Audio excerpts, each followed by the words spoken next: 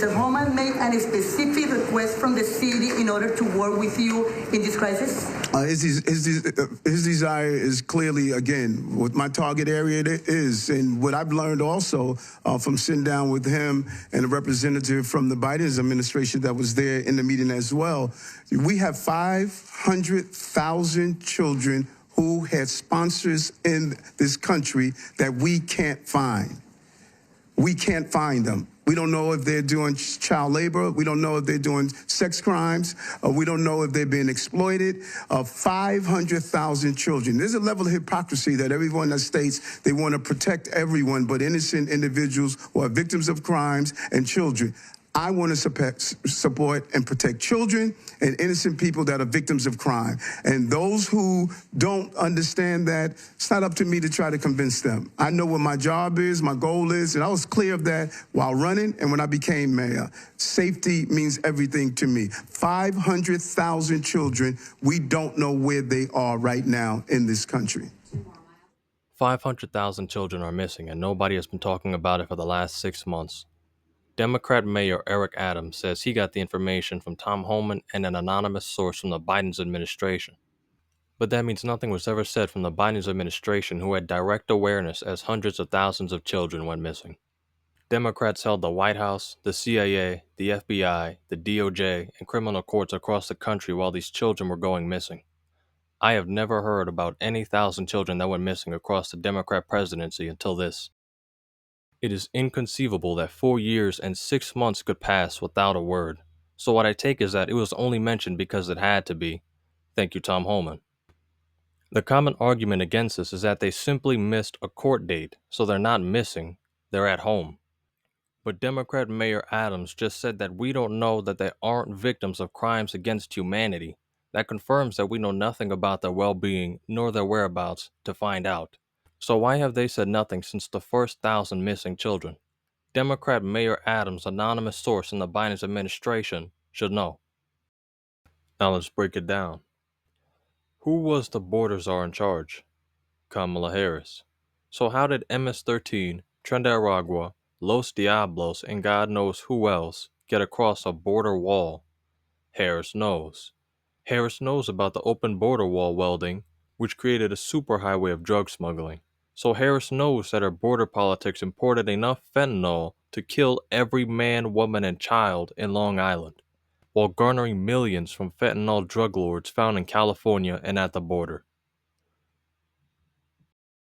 So why don't we have answers? A certain someone in the Biden administration should know. Considering nobody wants to point the finger at whoever had crack in the White House, while Hunter Biden was cracked out in Paris, I don't know what's taking so long to incarcerate these people. If you had eyes, you would have seen this, but nobody could tell Kamala was a criminal when she announced it in 2017. The kids really can't read. Joe Biden said he would have won, but they still can't find the 15 million people on the planet who voted for him. We know that Texas had to remove 400,000 deceased voters and a bunch of voters that had already moved out. So with all that power to manifest and disappear people at a whim, who told both prison facility security guards to take a nap, had the authority to turn off the cameras only for the time that they'd be there, killed the child sex trafficker Jeffrey Epstein, and then walked out without a witness? A certain someone in the Biden's administration should know. All this is going on while Kamala Harris was getting drunk with her kids for a Merry Christmas. Maui residents had their children kidnapped in the middle of a fire while the water was turned off to prevent the parents from surviving, just like in California and just like in Carolina. But I'll have to make another video for that. We already know about the billionaires' plan for the smart cities where each atrocity was conveniently located, but they told you weather modification doesn't exist. For years, anybody who questioned weather modification was labeled crazy or a conspiracy theorist. Now we've learned that they've been doing it for decades. And not only is it a multi-billion-dollar industry, the government has invested a lot of Americans' hard-earned tax dollars into it. They've been forced to spin it, and apparently it is now the only way we are going to save humanity. Did the American people ever get to have a say in any of this? The truth is that there's absolutely no way to measure the effectiveness of cloud seeding.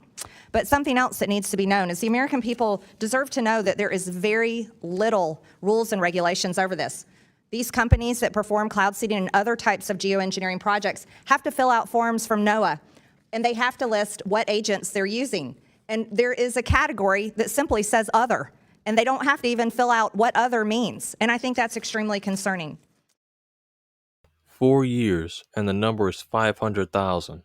But then another 6 months go by in silence. How is anybody on this planet actually watching this clown show like it's not a criminal enterprise? This is all while Democrats wanted to defund the police and take my guns away because they think the gun is dangerous.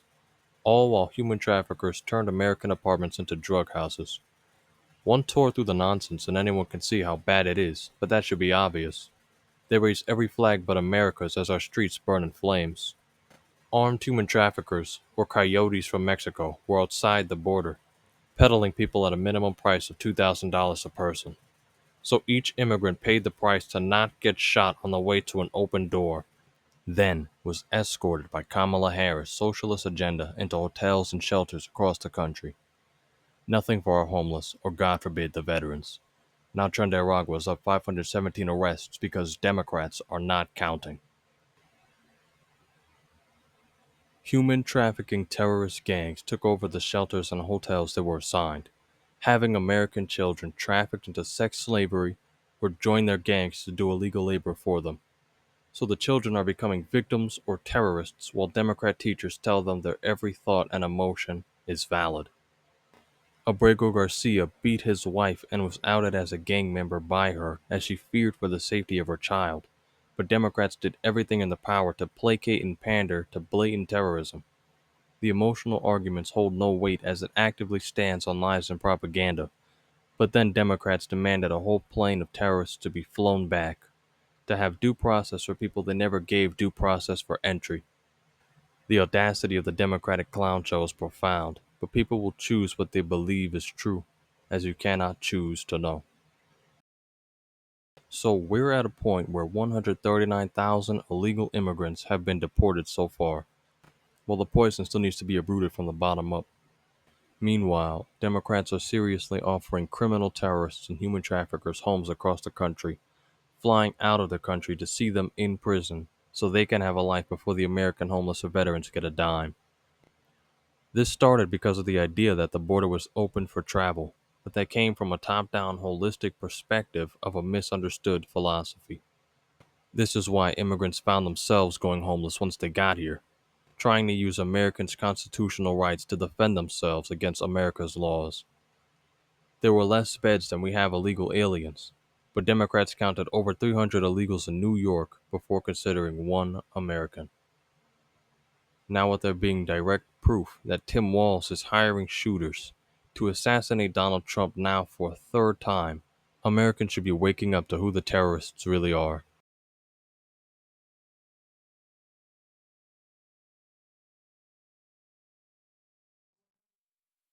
Were approved actually during the de Blasio administration. Do you feel that since it was approved during the de Blasio administration, that you have the authority to enforce them now, to let NYPD officials enforce them with ICE officials now, so that you can begin doing what you just said you wanted to do? Let me tell you one of the challenges that we're having. Currently, you could have one of these dangerous Venezuelan gangs that are here. They could be in real active investigation into some of the criminality that they're doing. There's a lack of clarity that can we assist in preventing the act from taking place. That just makes no sense to me.